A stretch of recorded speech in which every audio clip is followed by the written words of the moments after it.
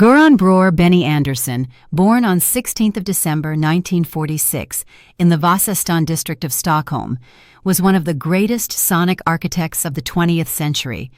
Although he was never a public face, he shaped the sound of a generation, becoming a member of the legendary pop group ABBA and co-authoring classic musicals such as Chess and Mamma Mia.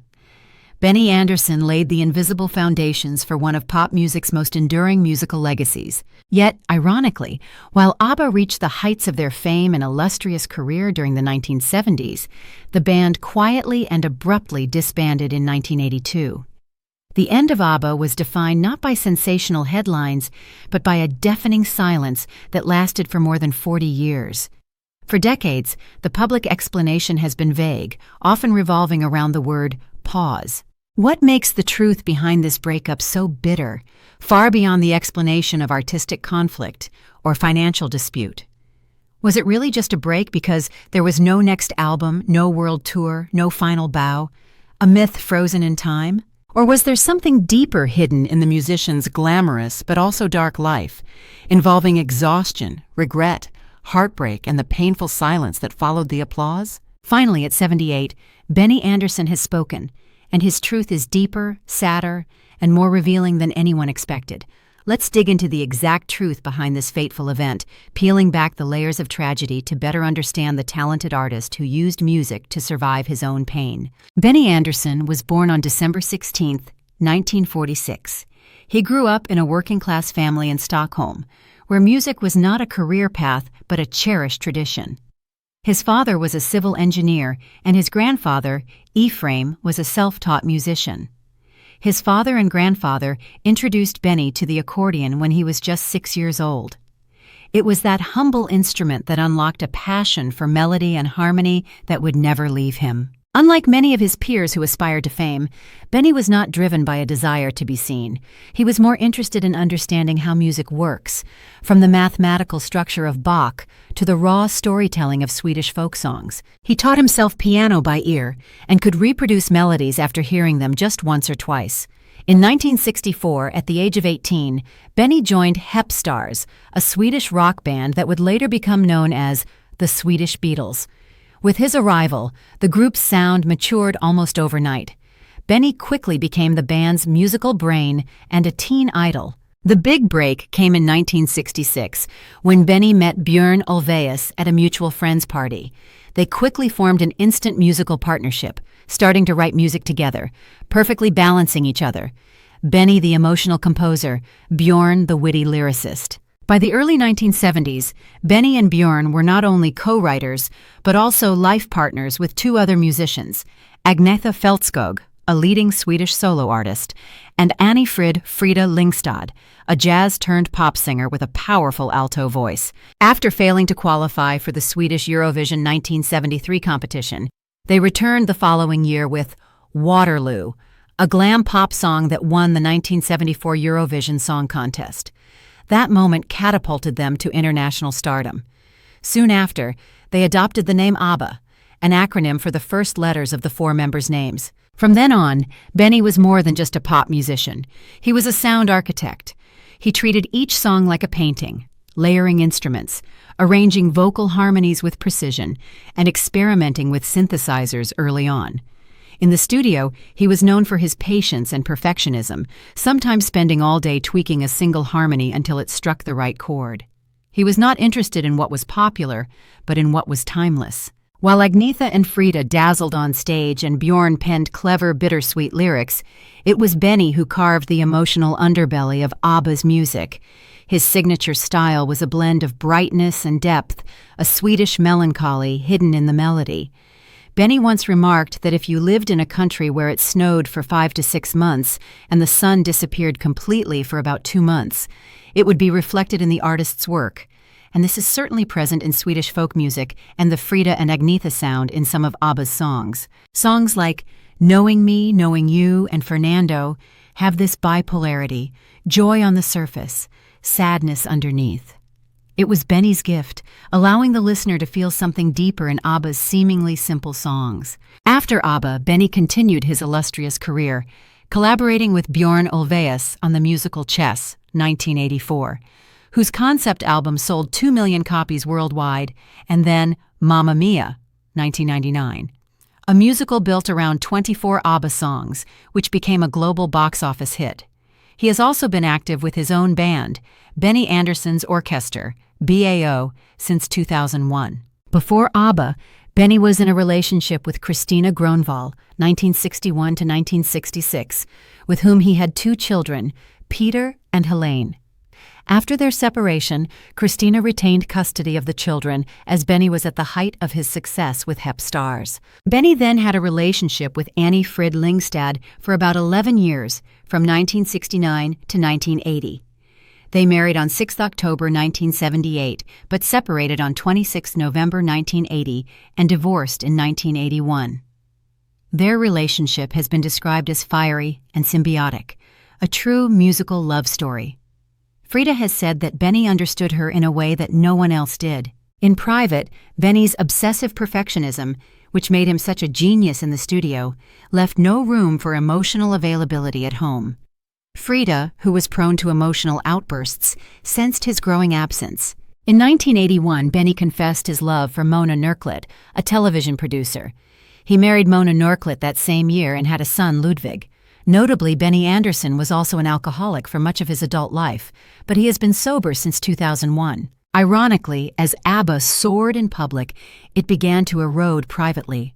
The breakup was not sudden, but slow and subtle, like a house being damaged by time. The first crack was Bjorn and Agnetha's divorce in 1979, which the band managed to weather professionally. 2 years later, Benny and Frida followed a similar path. Their breakup was quiet and professional, but it left a deep scar on the band's dynamic. The end of ABBA was marked by a gradual disappearance. Their last official single, Under Attack, was released in December 1982.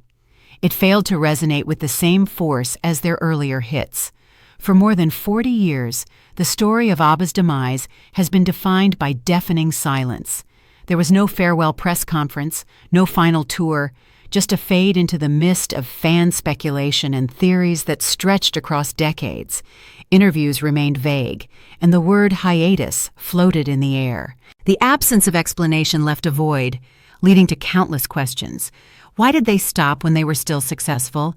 Was money tearing them apart, or was it creative conflict? Longtime fans, however, always suspected something deeper. ABBA's final albums, like The Visitors, released in 1981, reflected the ongoing emotional freeze.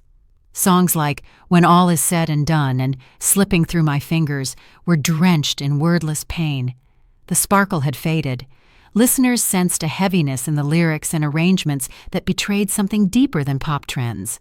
The pain, the sense of disintegration beneath the polished surface, was not a projection of the listener. It was real. What changed everything was that in November 2024, Benny Andersson, famous for his quiet introspection and his avoidance of personal publicity, sat down for an interview.